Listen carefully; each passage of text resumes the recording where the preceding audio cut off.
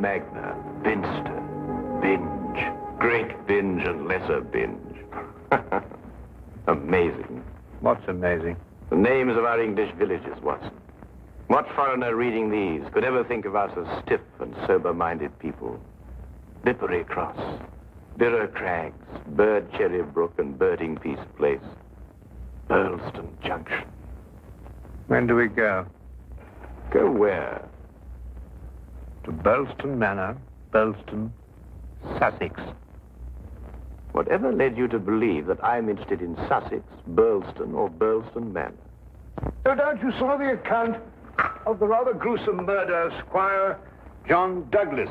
Quite so. The case has interesting features. But at the moment, I'm more interested in the fly fishing possibilities in the neighborhood of Burlston. Ah, that would be the Arun. Runs within 2 or 3 miles of the manor house. Hmm? What manor house? Burlston, the home of the late Squire Douglas. Oh, yes, I remember. I believe he was quite a fisherman. The moat is 40 feet wide. 40 feet wide? Well. Good Lord. He could probably fish from his bedroom window. And when the drawbridge is raised, the place becomes an island. 4 hours after the bridge is raised, the body of Squire Douglas is found in his study with half his head blown off. That should appeal to you. Fishing seems a safe business by comparison. Do you row a boat? A boat? For fly fishing? Have you ever fished before? Does this look like the equipment of an amateur? Odd word. Which? Equipment. All the fishermen I've ever known talk about their tackle. What do you deduce from that, Holmes? Obvious. Your fishing friends either lack experience or vocabulary. We deep-sea fishermen are in the equipment class. None of your nasty little bundles. Yes, that gaff is far more suitable for a shark than a trout. Do you really think so? No good for trout? Well, it depends what trout you're after. Oh, yes. Well, we must carry a tape measure. A tape measure? What on earth for? To measure our catch, of course. To measure our catch. And throw back the little ones. A good rule in life, Watson. Always remember to throw back the little ones. You think our prey will count as a big one or a little one? Well, hardly as big as Squire Douglas lying dead in his castle, surrounded by his moat. Holmes, you've been analyzing this case. Well, I haven't got enough data yet for analysis, really. Do you think it could be an accident? What, with a sawn-off shotgun? And the triggers of both barrels wired together? Murder, eh? Yes, possibly. What do you mean by possibly? Don't sit there, man. That may be opportunity knocking. Oh.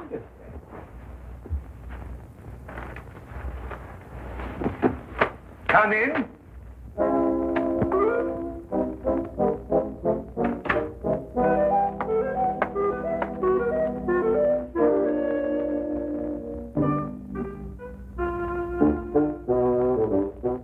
Mr. Sherlock Holmes? The fisherman. Hold on! I'll tell him! Blimey! No, In there, boy.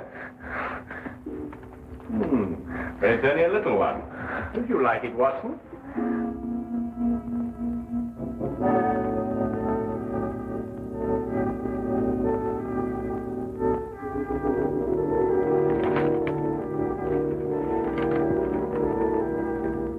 Would appreciate your view.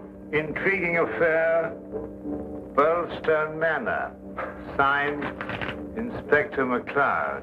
Ha! Please, English, for I'm utterly baffled. Oh. Yeah, where is it? Where's what? Well, the tape measure, of course. Where is that tape measure? Holding the fiddle case together, sir. Fiddle? Violin case, boy.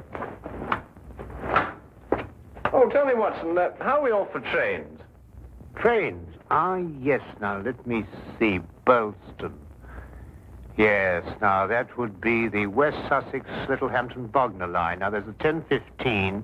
Now, that doesn't stop. No, of course, it's a 12:3. That will get us in at 4:2 or 4:7. I say, I'd forgotten, actually. So you can't remember whether it's 4-2 or 4-7. Come, Watson, you're slipping. Blimey. Does it keep all the times in his head? Where else, of course? We are a nation of railway pioneers, my boy. Like a great many Englishmen before him, Dr. Watson restricts his reading to the Bible, the Times, and Bradshaw's Railway Guide to the British Isles. Here, boy. Man and Mark Hares, that's what you two are.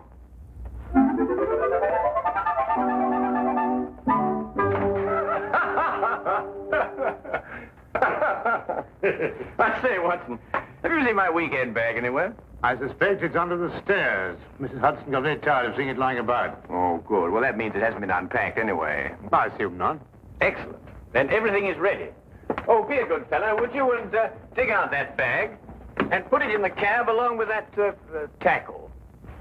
Why? Aren't you going to be here? I have a little reading to do. Pick me up at the British Museum Library, say half an hour before the train leaves. Now, look here, Holmes. This is no time to go reading. You'll miss the train. I cannot vouch for the punctuality of Dr. Watson or the reliability of the company's steam engines, but I, for one, propose to be at Burleston Halt at 4:02 p.m. precisely.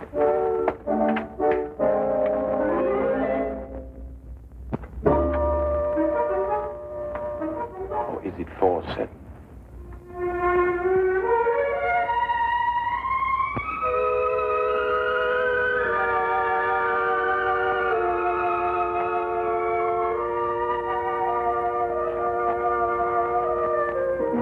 It was a nice piece of work, if I say so myself. The entire story hung on a spider's thread. A spider's thread? Exactly. Ah, it sounds interesting, Inspector. Now, perhaps you'll start at the beginning. Simply stated. The castle, as you'll see, has a moat. And when it's up, as it was at the time of the murder, it's a sealed fortress. Who was in the castle at the time of the crime? The murdered man's wife, Mrs. Douglas, and a foreign friend, John Morelle. Just those two? And the servants, but we've been able to rule them out completely. And from your description of the house, it would have to be one of them. Either Mrs. Douglas, or this friend of hers, Morelle, or both of them. They tried to make it appear as though someone had broken into the house and then dived through the windows to swim the moat. But you disproved it. Completely. How? I'll tell you when we get there. This murder weapon. A sawn-off shotgun, I believe. An odd weapon, that. And a foreign gun, too. 3 letters on the barrel. P-E-N. Aha. A larger P with a flourish over it, followed by a smaller E and N. That's right. Ah, the Pennsylvania Small Arms Company, the famous American firm. That's perfect. That's all I need. You mean you need additional evidence? Well, Mr. Holmes, every little helps, you know. Then your case against Morelle is not complete. It's complete as far as... How do you know Morelle is the murderer? How did you know? He has to be. Why? He's the only one who could be. Suppose I were to tell you that Morelle is not your murderer. How do you know? Yes, Holmes. How do you know? Why didn't you arrest him? Well, he doesn't act like a murderer. Ah, he's too self-confident, eh? That's right. Seems to be daring you to arrest him. Yes. How do you know all this? Holmes, do you know this man Morelle? Fascinating. Fascinating. The case has suddenly assumed the most astounding proportions and the most astonishing challenge, Watson.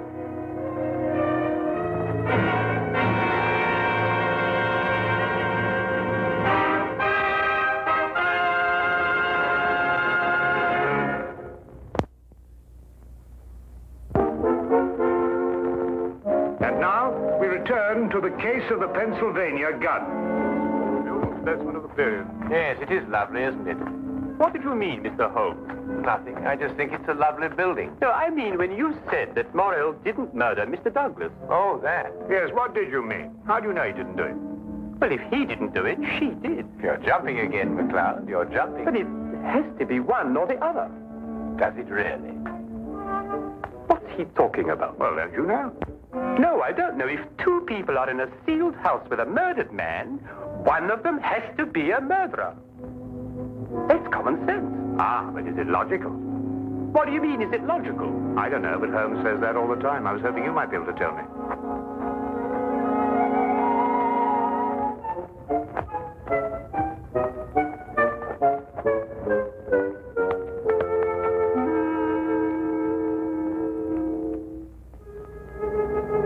He hasn't been moved. That's just the way we found him last night. Watson? Of course, death was instantaneous. I should say so. The charge was not fired directly into the face, as the newspapers account have it. Uh-huh.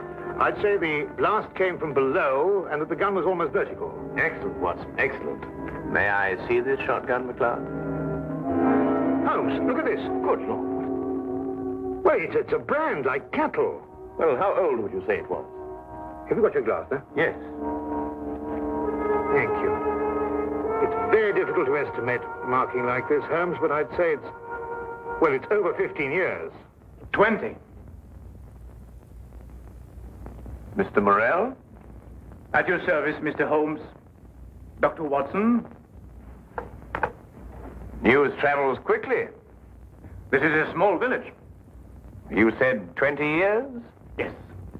The same age as this. It stands for the Mesa Valley, Arizona. Gold claim number 341. That is where John and I met 20 years ago. There were 3 of us. We registered the claim, worked it, and then sold it. We divided the money in thirds and went our different ways. 2 years ago, I looked John up here and stayed on. I liked it. And the third partner? He lost his money, and I believe his mind. He came to believe that we had cheated him. And he swore to kill us 10 years ago. Why didn't he? He couldn't find us. No, we didn't have the same names at the time. Do you think your old partner could have done that? I don't know, Mr. Holmes. I am not the detective. True. True. Well, we must bear that in mind. You tried to make it appear as though another man had been here and went out through the window. Did I? He tried to build an elaborate story. A man of his size was seen passing through the village wearing a loud tweed topcoat and a wide-brimmed hat. He was heading this way. On the window ledge, there is a footprint in blood, indicating, of course, that the murderer dived through the window and swam the moat. But he didn't. How do you know? Because, Mr. Morelle, outside that window and just a few feet down is a very large and at least a month-old spider's web. Anyone jumping or diving through the window would have to pass through the web. And no one did. Well done, McLeod. Well done. A spider's web. The English police have the most amazing allies, I must say. Now that you have made your deductions, Mr. MacLeod, exactly what do they mean to me? For the moment, nothing. But I suggest you do not leave the castle grounds. And if I try to live?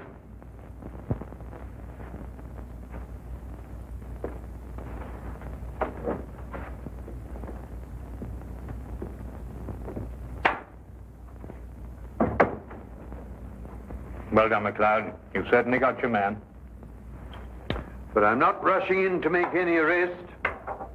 I'm going to make sure the case is iron cast. Oh, very wise. And what's the motive?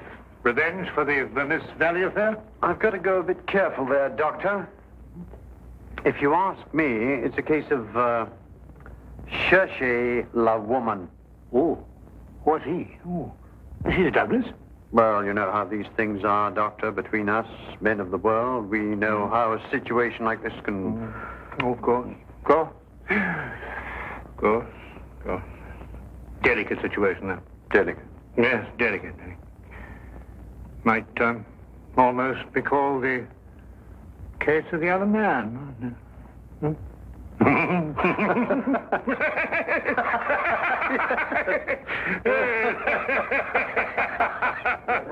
The other dumbbell.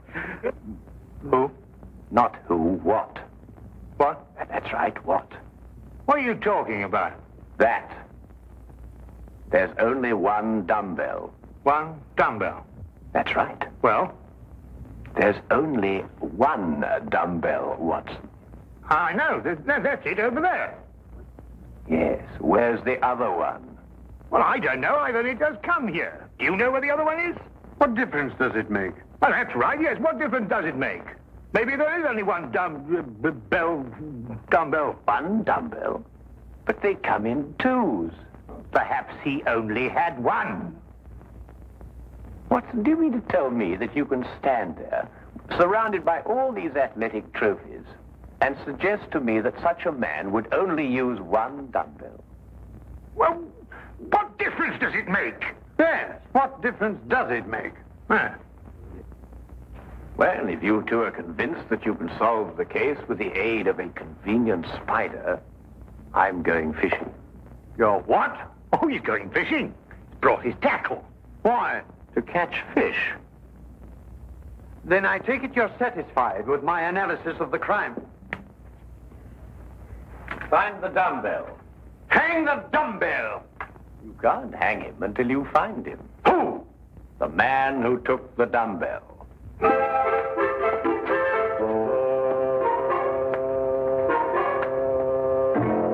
Gone too far now, Holmes. I think you've made him very angry. Then he should fish. It soothes the nerve. Are you really going to fish? I am. Where? Out of that window. It looks very comfortable. Well, what do you expect to catch? A herring. A red herring. May I have the tape measure, Watson? To measure a red herring? To measure the big red herrings. The little ones I plan to throw back.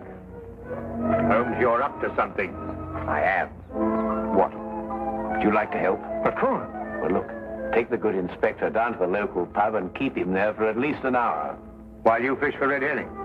At the moment, I'm fishing for bait. I don't know what you're talking about, but I'll do it. Good. Remember, 1 hour. I may enjoy myself in the local and stay too.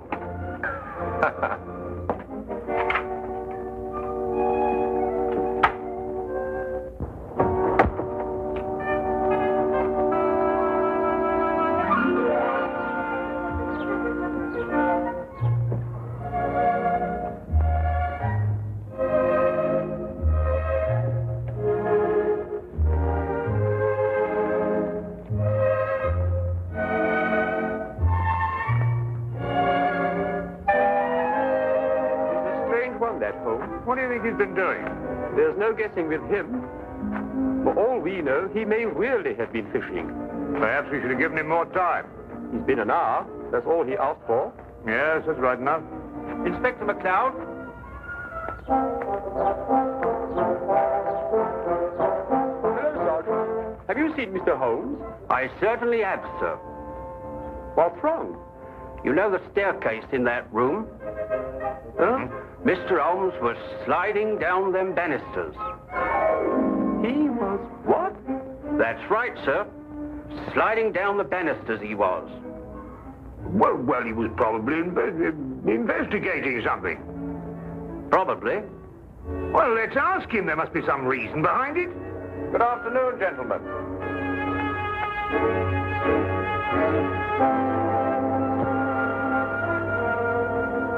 Go on. Ask him. Ask me what? Well? What have you been doing while we were away? Well, first I fished, No. and then I slid down the banisters. I told you. Why? Why not? Well, And you, Inspector McLeod, are going to drain the moat. I'm going to what? Drain the moat. Empty it right down to the bottom. I can't do that. That's a major engineering job. Don't you realize that's a real river that runs round the house? Well, in that case, don't drain the moat, but tell everyone you're going to. And then what? Then we'll all meet back here in an hour's time. an And see if we can find somebody pulling something out of the moat. Exactly. What? Red herrings. As mad as a March hare.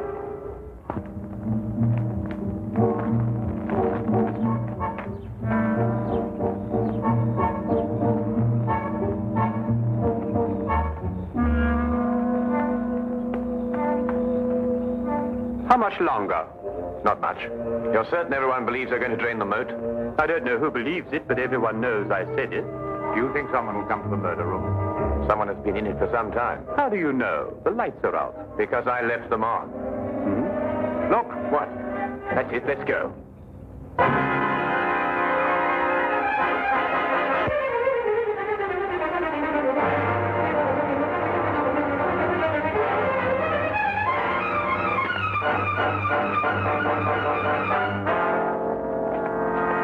Oh, excuse me.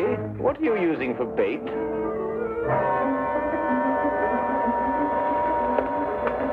Oh, would you mind holding this?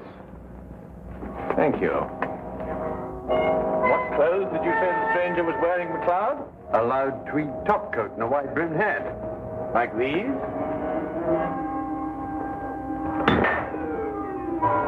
The dumbbell. Holmes, how did you know? When you're working near water, Watson, and a heavy object has disappeared, you may conclude, until you can prove otherwise, that it has been used to prevent some object from rising to the surface. All right, Morelle. You're under arrest for the murder of John Douglas. It is my duty to warn you that anything you say may be taken down and used in evidence... No, McLeod. You haven't got it at all. What? This gentleman didn't kill John Douglas because John Douglas isn't dead. He isn't what? Dead. The man whose body you discovered in here is the very man who came back to... No, you're not with me, are you, McLeod? Would you tell him, please? These clothes belong to our third partner. The man has been searching for you for 10 years. Yes. He found us and arrived here with a shotgun. He and John struggled, and the shot went off. That explains the vertical angle of the blast. In the ensuing struggle, the gun went off. I heard the report and ran down immediately. I timed it from your room. 15 seconds if you run, and 10 seconds if you slide down the banisters. I ran. I thought you would. John was panic-stricken when he saw what he had done. I got the idea to change their identities. But then where is Douglas? With the aid of my tape measure, I was able to ascertain that there is a hollow space behind that wall. I imagine it conceals a passage under the moat. Yes, Mr. Holmes, it does. And John has had a 36-hour head start. We'll stop him. I told him you would. I'll issue orders for the apprehension of Mr. Douglas, and we'll talk about your part in this, sir, in the morning. You have conspired to conceal evidence. I'll still be here in the morning, Inspector.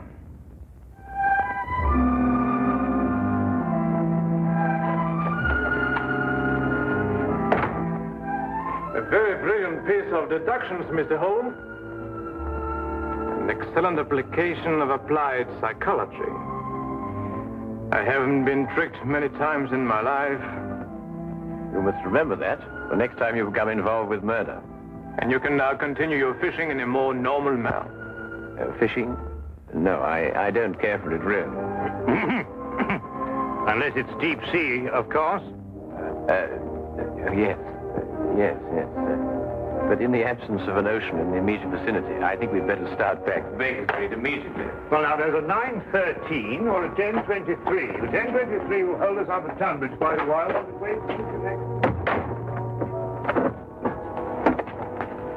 Thank you, Mr. Holmes. Not at all.